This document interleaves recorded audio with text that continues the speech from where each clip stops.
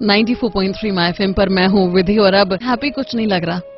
Doctor APJ Abdul Kalam हम सबको छोड़ के चले गए। माय एफएम के नागपुर के जो आरजे हैं अंकित, उन्होंने अब्दुल कलाम जी को एक ओपन लेटर लिखा है। लेटर कुछ कहता है कि प्रिय कलाम साहब, आपके जाने का दुख बहुत है मुझे, लेकिन गुस्सा भी बहुत आ रहा है।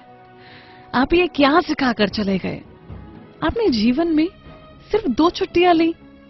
आप तो प्रेसिडेंट ऑफ इंडिया थे, आराम कर सकते थे, फिर एक काम की रट क्यों लगाए रहे? सबसे पहली बात, आप नेता ही क्यों बने? क्या कोई नेता पढ़ा लिखा होता है? अगर आप प्रेसिडेंट ही बने तो ये रूल क्यों नहीं बना दिया कि अब से कोई अंगूठा छाप नेता नहीं बन सकेगा? जिस दिन नेता संसद में लड़ेंगे उनकी सैलरी काटी जाएगी और लेट आने वाले अफसरों की क्लास लगेगी। मुझे आपसे नाराजगी इस बात को लेकर भी है कि आपने देश को मिसाइल ही क्यों दी? ना हमारे पास आधुनिक हथियार होते और ना ही पड़ोसी देश हमसे जलते। आप एक बैग लेकर राष्ट्रपति भवन में पहुंचे थे और कार्यकाल खत्म होने के बाद एक बैग लेकर निकल गए, जबकि आपसे बाद वाले ट्रकों में सामान भरकर निकले थे।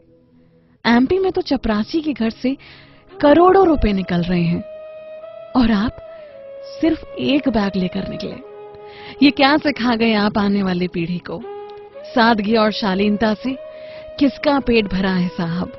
लोगों को आपके जैसा सम्मान नहीं, सिर्फ पैसा चाहिए।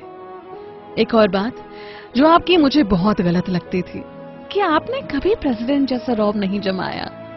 यहाँ पार्षद बनते ही नेता ऐसे मदमस्त हाथी की तरह चलता है कि उसे आसपास वाले दिखाई नहीं देते, लेकिन आपके लिए कोई ऊंची कुर्सी ही लगा दे तो आप नाराज हो जाते थे। छोटे बड़े का भेद तो आपको समझना चाहिए था ना। अब बात करते हैं आपकी कमाई की। जितना मुझे पता है, देश के राष्ट्रपति को लाख रुपए से ज्यादा की सैलरी हर महीने मिलती है और सुविधाएं अलग से। सरकार पैसे देती है खुद पर खर्च करने के लिए, ऐशो आराम और मौज मस्ती के लिए, लेकिन आपने सारी सैलरी एनजीओ को दान दे दी। यहाँ तक जब आपके घर वाले दिल्ली घूमने आए तो उन पर हुआ खर्च भी आपने अपनी सैलरी से ही दिया। एक बार हुक्म तो देते, सब कुछ फ्री में हो जाता। आज का नौजवान वैसे ही पॉलिटिक्स में नहीं आता और अगर आप जैसे 2-3 प्रेसिडेंट और आ गए तो नौजवानों का नेतागिरी से विश्वास ही उठ जाएगा। मैंने ये भी सुना है कि आप सफलता का सारा श्रेय अपनी टीम या जूनियर्स को देते थे। अच्छा हुआ प्राइवेट कंपनी में नौकरी नहीं की, नहीं तो जल्दी निकाल दिए जाते और सब आप पर हंसते जैसे आपने कोई बड़ा गुनाह कर दिया हो।